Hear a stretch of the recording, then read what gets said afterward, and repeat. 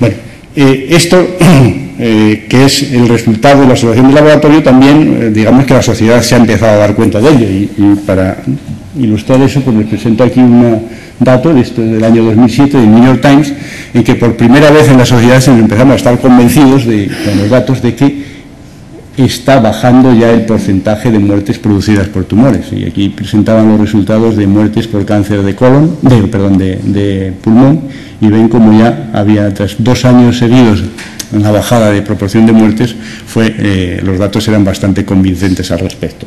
Si miramos en otras formas tumorales, los datos también empiezan a bajar aquí. Estos son números correspondientes a hombres, estos son números correspondientes a mujeres.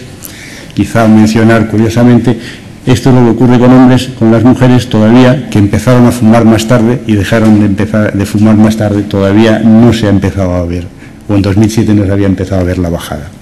Pero el hecho de esta mejoría en el número de muertes producidas por cáncer, el punto de esta diapositiva la pongo aquí, aunque Elizabeth Ward hablaba del cáncer de colon, se puede aplicar a todos los casos. La causa es que el screening permite, con esos instrumentos moleculares, detectar la enfermedad bastante antes, y probablemente eso tenga mucho que ver con esta mejora que se va viendo aquí. Si les he convencido de que ha sido útil para diagnóstico, el siguiente punto es con respecto al tratamiento. Los últimos 20-25 años se ha podido producir una mejora de entre un 1 y un 2% de manera anual en la supervivencia de cáncer, de manera que ahora estamos ya por encima del 60% en global.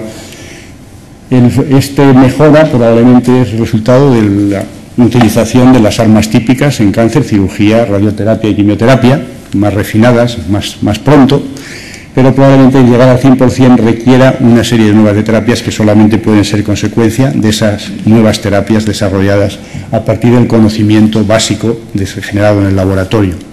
Por supuesto, hay muchas áreas de conocimiento básico que no puedo mencionar aquí, pero que han sido utilizadas para diseñar las nuevas terapias que están en prueba en el momento actual.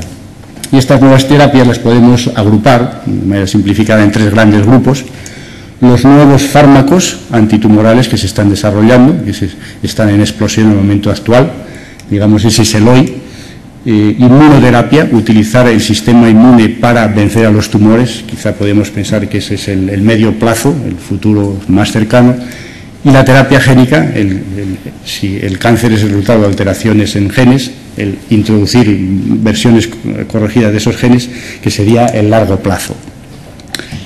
La terapia génica, en el caso del cáncer, que es una enfermedad que ocurre principalmente en adultos, pues implica introducir de alguna manera versiones corregidas de esos genes mutados en las células tumorales. En el momento actual es, como digo, un área principalmente a nivel experimental y que depende fundamentalmente de encontrar lo que se llama vectores adecuados que sean capaces de introducir la copia corregida. Los vectores que se están utilizando son virus que normalmente infectan distintos tejidos de nuestro organismo, digamos, se les vacía de sus componentes patológicos, se les introduciría la versión corregida del gen correspondiente y con ese virus se infecta al paciente, de manera que llegue al sitio adecuado. Este sería el futuro a largo plazo, sería la curación real de un proceso tumoral. Más cercano en el tiempo y con resultados también a nivel experimental, incluso clínico, son las aproximaciones de inmunoterapia, que aquí podemos mencionar principalmente las vacunas contra el cáncer, no la vacuna contra el cáncer, pensando que los tumores han tenido que de alguna manera escaparse del desarrollo de la defensa inmunológica, utilizar distintas aproximaciones para elevar las defensas del organismo y eliminar los tumores. Son áreas importantes de investigación, incluso de tratamiento en algunas formas de tumores específicas, con éxito. Y el hoy por hoy, y digamos, la explosión es el desarrollo de nuevos fármacos. Si hemos dicho que los distintos oncogenes son los distintos componentes que transmiten las señales, ahora mismo, en el momento actual, hay miles de moléculas que están dirigidas contra cada uno de estos componentes en distintas etapas de desarrollo, precisamente de manera dirigida para bloquear o eliminar su acción. Y esto ha tenido ya, y está en el momento actual en uso, en la idea de desarrollar terapias dirigidas, digamos, el antibiótico específico que elimine el patógeno correspondiente. En este caso, las terapias deben ser dirigidas específicamente a los productos de esos genes que están alterados en esa forma tumoral. Y, como digo, no es teoría, sino ya es práctica. Este es uno de los primeros fármacos resultantes de esta aplicación de terapia dirigida a algún gen específico alterado en tumores. El Herceptin lleva bastantes años en la práctica clínica, tiene mucha utilidad en un porcentaje importante de pacientes de cáncer de mama.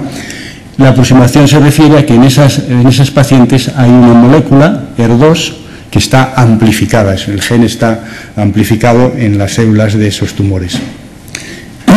Esta molécula es un primo familiar del factor de crecimiento epidérmico, uno de esos factores que hacen crecer a las células epidérmicas. Como funciona normalmente es que llega el ligando, la señal, el factor, se produce la dimerización, este receptor dentro de la célula desencadena una serie de señales que son fosforilaciones y la señal llega al núcleo diciéndole a la célula que tiene que proliferar. Esto es lo que ocurre normalmente en una célula epitelial. En estos tumores este receptor está amplificado, hay muchísimas copias y cabría pensar que esa amplificación tuviera que ver precisamente con esa proliferación más incontrolada de los tumores en esas pacientes. Entonces, la aproximación que hace el Herceptin es una molécula diseñada para bloquear este proceso. El Herceptin es un anticuerpo monoclonal que bloquea la formación, la interacción del ligando con el receptor. No se produce esa interacción, no se produce la señal de fosforilaciones, no hay señalización hacia el centro, hemos bloqueado la señal y efectivamente eso tiene efecto beneficioso en las pacientes. Como digo, esto lleva tiempo ya en uso.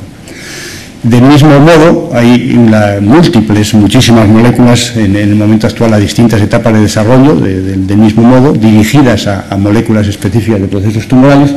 Quizá una de las más recientes que ha tenido más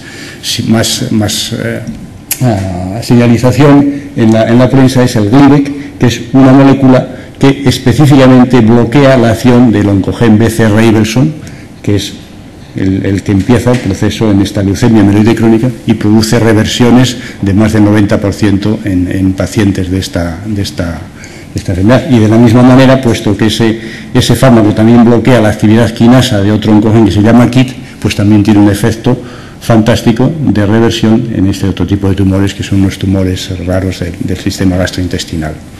Y como digo, igual que estas moléculas, pues hay muchas otras moléculas que están en desarrollo. Entonces, la biología molecular ha sido beneficiosa en diagnóstico y en tratamiento. Y el tratamiento, habrá nuevos fármacos de desarrollo en los próximos años, pero también en años futuros cabe esperar otras áreas en las cuales la biología molecular va a seguir aportando a la investigación del cáncer. Quizá una de las áreas más significativas es el estudio de la biología básica de tumores, las células madre. Es un tema controversial, pero la idea es que si hay células madre tumorales que sean las responsables de transportar esas mutaciones, los tratamientos antitumorales deberían ser capaces de dirigirse y eliminar la célula madre para que no hubiera proceso tumoral. Otro aspecto muy importante es caracterizar todas las alteraciones moleculares de todos los tipos tumorales en distintas etapas, precisamente por el desarrollo reciente de las tecnologías genómicas de secuenciación masiva de genes, que ha llevado a la situación de que ahora mismo se puede secuenciar un genoma completo en cuestión de horas o días a un precio bastante aceptable. El goal es llegar a unos 1.000 euros por genoma completo y en cuestión de días. Gracias a esos desarrollos y a las posibilidades técnicas que se ofrece, un gran esfuerzo de la comunidad científica es identificar, como digo, todas las alteraciones moleculares de genes que ocurren en todos los tipos de tumores y en los distintos estadios de desarrollo de estos tumores. Hay en el momento actual dos grandes consorcios, digamos, trabajando en este área. Los americanos con el Instituto Nacional del Cáncer tienen el que se llama el Cancer Genome Atlas, dirigido, y otros países se han asociado en un consorcio que se llama el International Cancer Genome Consortium, con este interés. Esta es la página web de este International Cancer Genome Consortium, que lo pongo porque España ha participado en este consorcio con un programa de secuenciar, obtener todos los datos de genoma de la leucemia linfática crónica, un tipo específico de tumor, con unos resultados realmente espectaculares. De hecho, son pioneros en producción dentro de este consorcio internacional en los resultados. El líder de ese trabajo es el doctor Elías Campo, del Instituto del Hospital Clínico de Barcelona, y un colaborador clave es el doctor López Otín, del Instituto Universitario en Oviedo. Y aquí tiene pues, la primera publicación, esta reciente, del julio de este año, con los datos del primer grupo de muestras de esta leucemia linfática crónica, los 6 primeros genomas completos que identificaron, en el cual identificaron ya una serie de genes específicos que están mutados en ese tipo tumoral y que está resultando enormemente interesante. Y siguen produciendo, de manera que la semana pasada obtuvieron además la siguiente publicación con sus resultados publicados en esta revista, Nature Genetics, continuando en la línea.